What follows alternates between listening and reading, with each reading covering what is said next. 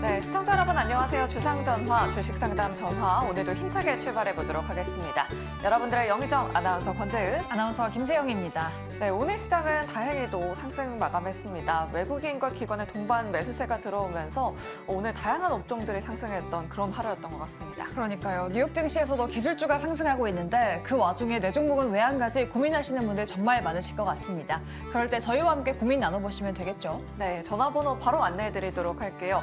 내 종목 고민 있으신 분들 주저하지 마시고 02-2000-4919번으로 지금 바로 연락 주시면 되고요. 또 문자 메시지 유튜브 채팅창도 활짝 열려 있습니다. 문자 샵 2034로 고민되시는 종목명, 매수가 비중 보내주시면 저희가 냉철하고 또 친절한 상담 도와드리도록 하겠습니다. 네, 그리고 저희 포트폴리오 상담도 도와드리고 있습니다. 내 종목 전체적으로 상담 받고 싶으시다 하시는 분들은 아래 나가고 있는 문자 그리고 이메일로 보내주시면 저희 전문가분들께서 시원한 상담 도와드리니까요. 많은 참여 부탁드리도록 하겠습니다. 네, 그럼 주상전화, 주식상담 전화 지금 바로 출발합니다.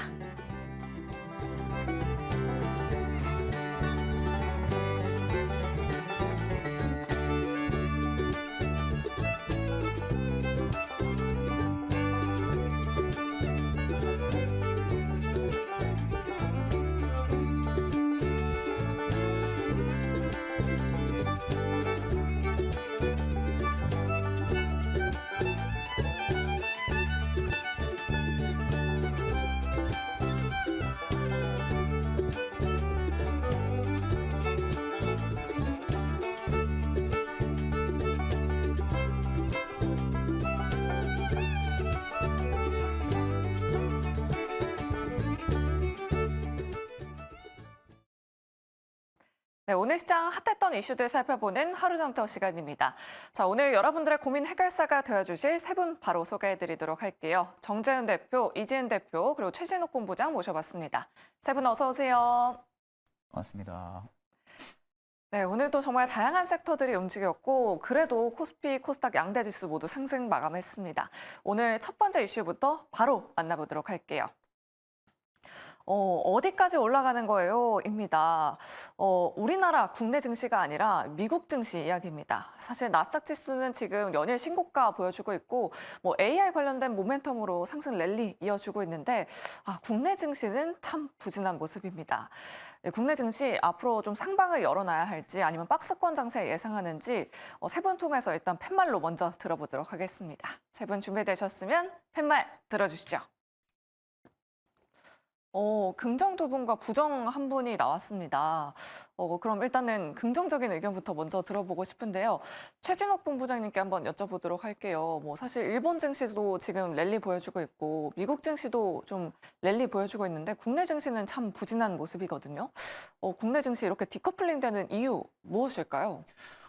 사실 이제 지금은 이제 빅테크들의 좀 실적 시즌이 좀 도래를 하고 있는 상황이죠. 그러다 보니까 이제 최근에 좀 지정학적 리스크 부분들이 굉장히 좀 불거졌던 상황이다 보니까 실적은 이제 증시가 어느 정도 좀 충격 부분들이 단기적으로 있긴 했었습니다. 근데 다만 이 지정학적 리스크 부분들이 계속 좀 리사이클링이 되는 부분들은 굉장히 좀 한정적인 부분들도 분명히 존재를 하죠. 그럼 어느 정도 좀 지정학적 리스크로 지수가 어느 정도 좀 적정 가격 밴드 하단까지 눌러준다고 하게 되면은 분명한 좀 기술적 반등 부분들이 좀 살아나줄 수 있는 부분들이 있어서 최근에 다시금 또 AI 쪽과 반도체 쪽이 반등이 나타나면서 또 강세 흐름들이 유지가 되고 있는 상황입니다. 그러니까 보통 이렇게 반도체 관련주들이 계속해서 시장에서 지수를 좀 움직일 수 있는 이런 강세 포지션 흐름들이 계속 유지가 된다고 하게 되면은 일단 저는 지금의 시장 반등 부분들은 좀 다소 좀 긍정적이라고 바라보고 있는 상황이거든요.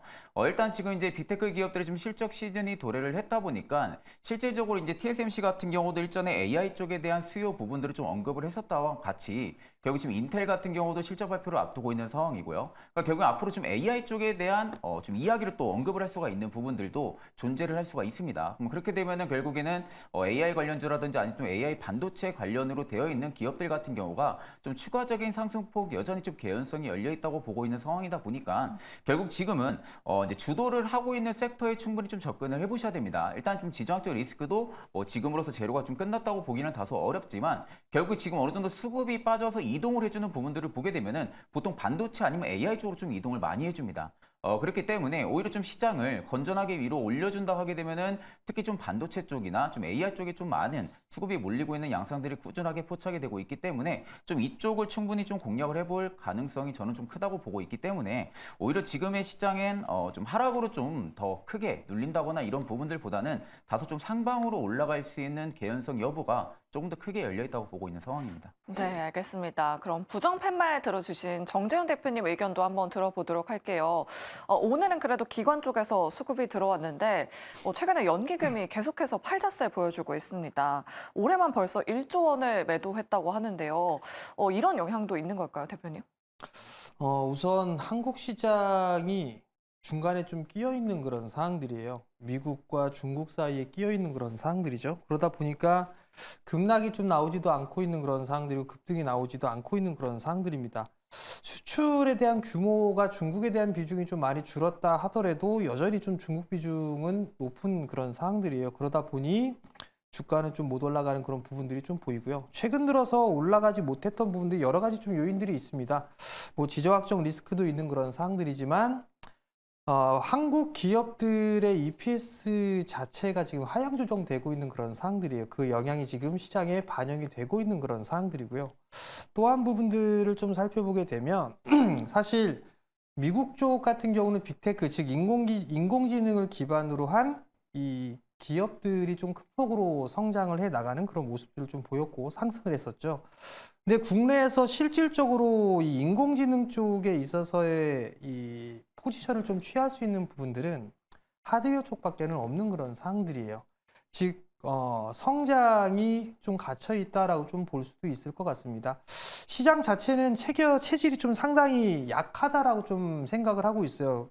연초에 이렇게까지 빠질 수 있나라는 좀 생각을 해봤었는데 기업에 대한 실적이 좀 좋지가 않은 그런 상황에서 지정학적 리스크도 불거지고 있는 그런 사항들이고 그렇다고 해서 성장을 하는 그런 섹터들이 없는 건 아니지만 여전히 좀 수급적으로 취약한 그런 모습들을 좀 놓고 봤을 때에는 여전히 좀 박스권으로 좀 봐야 되지 않을까라고 좀 보여지고 있고요. 아마 올해 내내 좀 그렇게 진행될 가능성이 좀 높아 보이지 않나라고 좀 보여지고 또 시간이 지나고 나서 변동성이 좀 생길 요인은 미국 대선으로 좀 볼 수밖에 없는 그런 사항들이에요. 과거의 흐름들을 좀 보더라도 지수 같은 경우는 여전히 박스권의 모습들을 좀 보였었거든요. 16년도에 대선을 좀 치르고 했을 때 당시에서도 박스권의 유지가 좀 됐던 그런 상황이었었어요.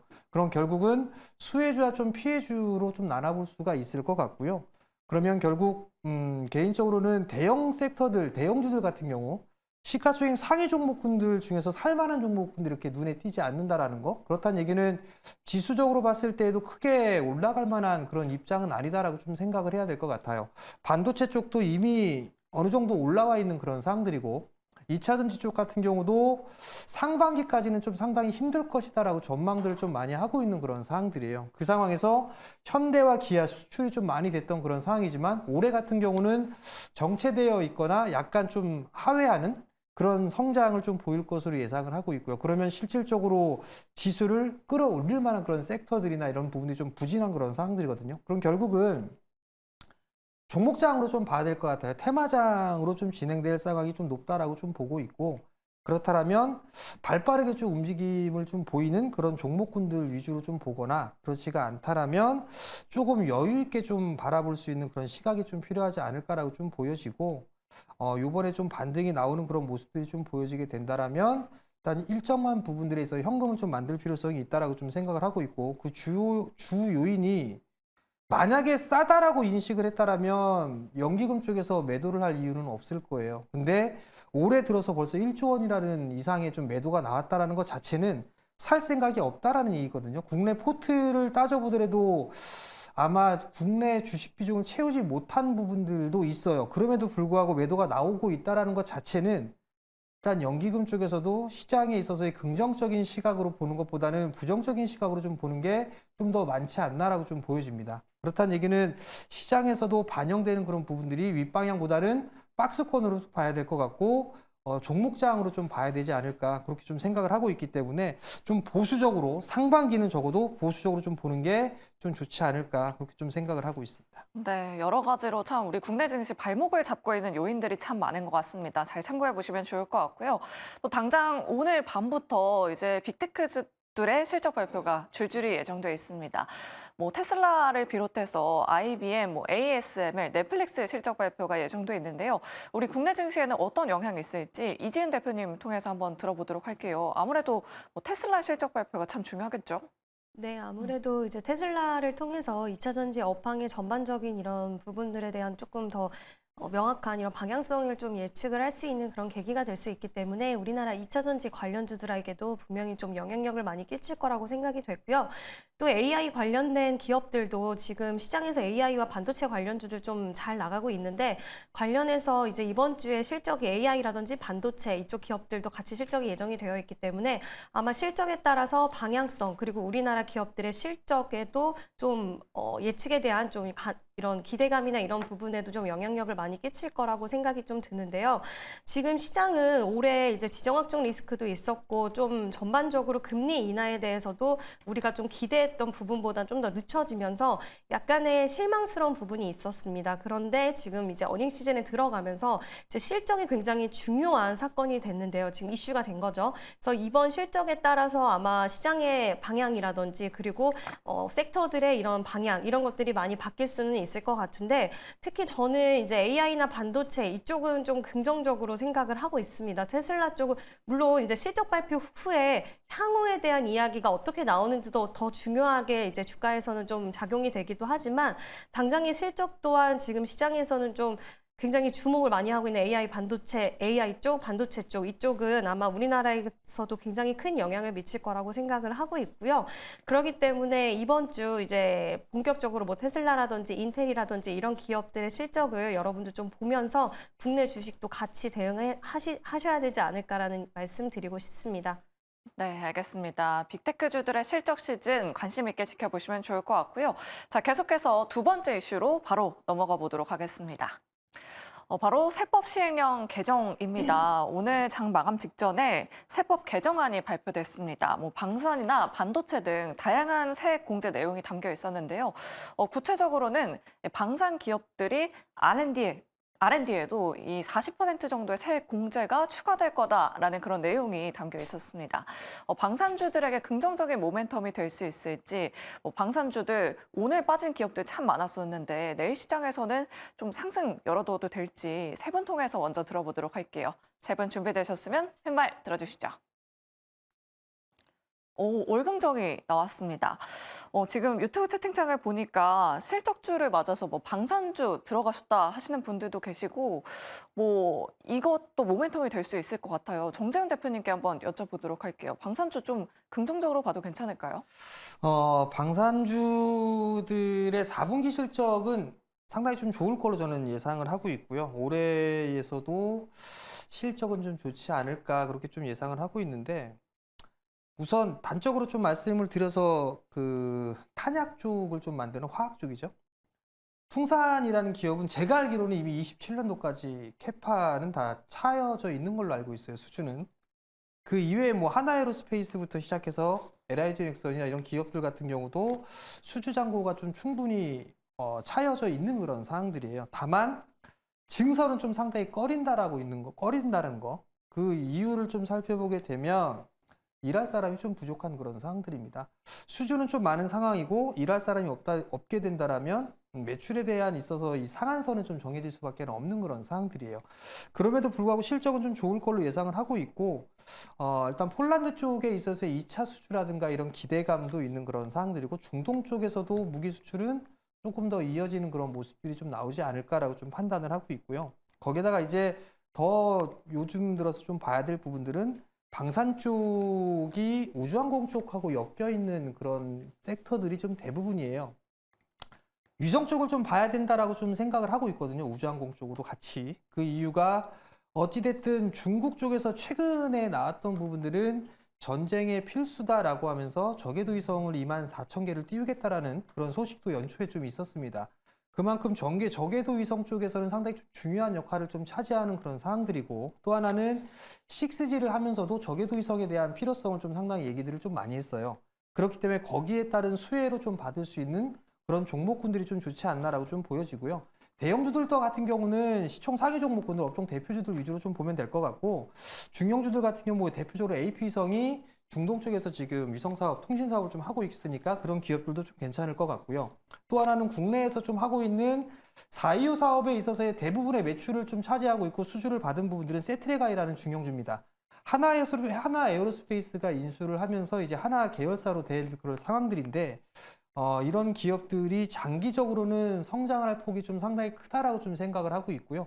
5월 달에 이제 우장공청이 좀 개설이 되죠. 거기에 따른 수혜도 충분히 있다라고 좀 볼 생각을 하고 있습니다. 그럼 결국은 실적도 좀 괜찮고 세제 혜택도 좀 받을 수가 있고 미래지향적인 사업을 영위하고 있는 방산과 우주 쪽의 섹터들은 좀 긴관점으로 봐야 되지 않을까라고 좀 보여지고요.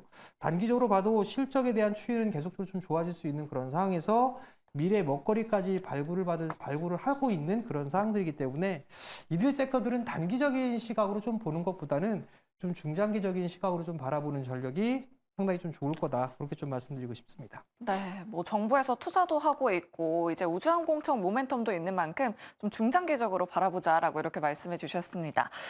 그런데 또 국가전략기술에 HBM도 새롭게 추가 투자했다라는 소식 전해졌습니다. 최대 뭐 50% 세액 공제를 받을 수 있는 건데 정부에서 이렇게 세액 공제를 해주는 만큼 관련된 HBM 주들은 어떻게 봐야 할지 최진욱 본부장님께 한번 여쭤보도록 할게요. 뭐 HBM 하면은 SK 하이닉스를 봐야 할까요? 어떤 기업을 보면 좋을까요?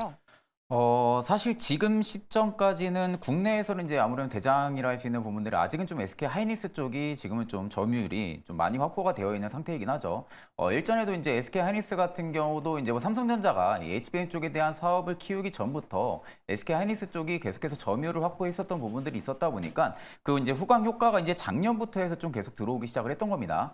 그러다 보니까 이제 상대적으로 좀 삼성전자 라인을 가지고 있는 이오테크니스 같은 경우가 작년에는 한미반도체랑 이스페타시스 대비해서는 좀 상승폭이 좀 굉장히 현저히 좀 낮았던 부분들이 있는데 일단은 지금 이제 핏보 삼성양 지금 공장 라인들이 지금 형성이 된다고 하게 되면은 앞으로 좀 증설이 완료가 되는 시점부터 해서 오히려 좀 이오테크니스 쪽에서 충분히 후발 수급이 좀 들어갈 가능성이 좀 높다고 보고 있는 상황이거든요. 그러니까 경우 지금 삼성전자도 계속해서 HBM 쪽에 대한 생산 라인은 키우고는 있지만 아직은 좀 SK 하이닉스가 좀 독점적인 지위를 가지고 있는 것도 사실입니다. 그렇기 때문에 일단은 지금 SK 하이닉스가 여기서 뭐 당장 캐파를 줄이는 부분들도 아니고 삼성전자가 계속 캐파를 확대를 해서 나가게 되면은 SK 하이닉스도 그냥 있지는 않겠죠. 결국 이제 HBM 쪽에 대한 생산 공정을 계속 좀 라인을 늘릴 것이고 거기에 있어서 이제 부수적으로 AI 반도체 쪽에 대한 어느 정도 수익성을 볼 수 있는 그런 부분들의 취지도 굉장히 좀 많이 잡혀 나갈 것으로 판단이 듭니다. 그럼 그렇게 되면은 일단 이제 공급을 하고 있는 공급사들을 좀 일단은 보는 게 저는 좀 맞다고 보고 있거든요. 일단 이제 가장 좀 강했던 한미반도체 같은 경우가 일단 지금 이제 SK 하이닉스 쪽에 좀 발주 부분들의 물량이 많긴 하지만 향후에 좀 삼성전자가 이오테크닉스 쪽에서만 발주를 받을 부분들도 아니고 앞으로 좀 한미반도체가 또 삼성전자 쪽에 대한 신규 발주까지도 충분히 받는 것을 감안한다고 하게 되면은 결국 HBM 쪽 같은 경우 대장을 충분히 지금은 공략을 해볼 만합니다. 한미반도체 같은 경우 도 최근에 좀 굉장히 좀 가파르게 많이 떨어졌던 부분들도 있고 아직까지는 지금 온디바이스 AI 쪽이 조금 더 부각이 되어 있는 시장이다 보니까 그쪽으로 좀 수급 섹터 흐름들이 좀 많이 잡히고 있는 부분들인데 결국 이제 HBM 쪽은 실적이 찍히는 시기거든요. HBM 쪽은 지금 실적이 찍히는 시기고 온디바이스 AI 시장은 이제 막 개화를 하고 있는 시기입니다. 그럼 만약에 실적 시즌이 도래를 한다고 하게 되면은 결국 이 기대감이 만약에 꺾인다고 하게 될 경우에는 HBM 쪽은 이제 실적이 찍히는 시즌이다 보니까 결국 HBM 쪽에 대한 수급이 좀 이동을 해줄 가능성이 저는 좀 높다고 보고 있는 상황이다 보니까 결국 지금 온디바이스 AI 쪽은 솔직히 지금 신규로 접근해볼 만한 종목들이 딱히 좀 많지가 않은 상황입니다. 그만큼 굉장히 좀 주가도 과도하게 좀 많이 올라가 있는 상태고 그만큼 단기 평이랑도 이역이 좀 많이 벌어져 있는 상태이다 보니까 충분히 좀 조정이 나왔었던 HBM 쪽에 대한 이런 관련주들을 충분히 저는 좀 저가 매수로 공략을 해볼 수 있는 가능성도 일단은 좀 크다고 보고 있는 상황이다 보니까 상대적으로 이제 HBM 쪽 같은 경우는 시장이 다운이 되진 않겠죠. 다운그레이가 되진 않고 오히려 업상방으로 계속해서 올라갈 수 있는 그런 성장 모멘텀도 가지고 있는 섹터이다 보니까 결국 HBM 쪽 같은 경우는 계속 올해도 저는 꾸준하게 좀 체크를 해볼 필요성이 있다고 보고 있는 상태입니다. 네, 알겠습니다. HBM 관련주는 대장주를 접근해 보면 좋을 것 같다라고 이렇게 말씀해 주셨습니다. 자, 이렇게 오늘 시장 핫했던 이슈들 점검해 봤고요. 지금 시간의 거래도 활발하게 이루어지고 있습니다. 어떤 종목들 올라오고 있는지 특징주 5가지 빠르게 알아볼게요. 네, 시간 후의 특징주입니다. 오늘 정규장에서도 HLB가 핫했는데 시간 후에서도 HLB가 올라와 있습니다. HLB 회장이 주식 10만 주를 추가 매수했다는 소식이 전해지면서 HLB 그룹주 전반에 상승이 나왔는데요. 다만 마감되는 윗꼬리를 길게 달면서 마감이 됐고 시간 후에서도 소폭의 약세 그리고 있습니다. 반면에 오늘 주가 반응이 없었던 종근당 바이오는 시간 후에서 4%가 넘는 상승 그려지고 있습니다. MFM 코리아 같은 경우에는 6기 2차 전지 사업을 본격화하고 있다라고 밝히면서 전날 상한가 기록했는데요. 오늘 정규장에서 하락세가 나왔고 시간 후에서도 약세로 돌아서는 모습을 보여주고 있습니다. 네, 다음으로 지정학적 리스크 관련 종목으로 주가 급등했었던 동방. 최근에 외국인 매수가 연일 들어오고 있는데요. 장 마감 후에 상한가까지 오르기도 했다가 윗꼬리를 길게 달았고 마지막 정치 테마주로 묶이는 부방 같은 경우에는 오늘 반등했지만 시간 외에서도 역시나 또 상한가 기록해준 모습 보여주고 있습니다. 네, 먼저 HLB부터 한번 짚어보도록 할게요. HLB 오늘 급등하면서 신고가 기록을 했는데 윗꼬리를 좀 길게 달았습니다. 이지은 대표님, HLB는 지금 매물 소화 과정을 거치는 걸지 보유자분들 어떤 전략 필요할까요? 일단은 그 HIV 간암 치료제가 사실상 허가가 됐다. FDA 공장 실사를 통과했다라는 소식이 나왔는데 일단 저 같은 경우에는 제가 생각했을 때는 오늘 윗꼬리를 굉장히 길게 달아주긴 했지만 시가를 에서 밀리진 않았기 때문에 좀 긍정적이긴 하지만 일단은 그러한 매물도 좀 있었을 것 같습니다. 뉴스가 나왔기 때문에 소식이 나왔기 때문에 일단은 차익 실현을 하려는 물량이 오늘 좀 나왔다라고 판단을 할 수가 있을 것 같은데요.